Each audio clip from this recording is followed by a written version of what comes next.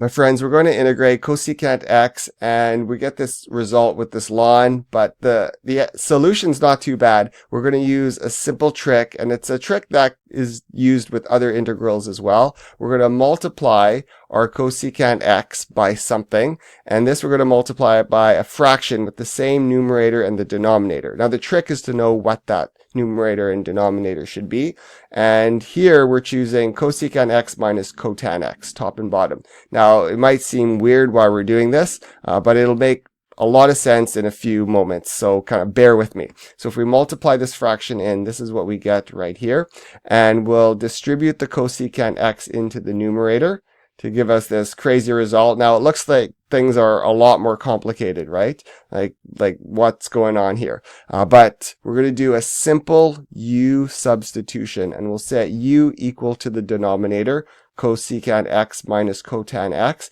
And then when we take the derivative, check this out. We'll take the derivative and rearrange.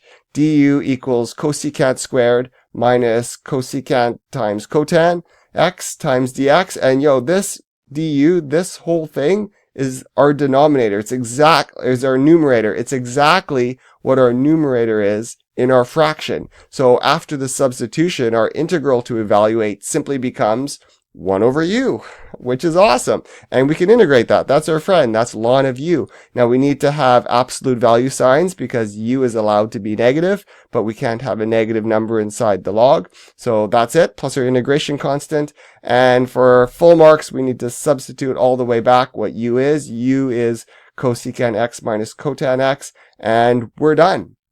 Another one bites the dust. All right, that's it.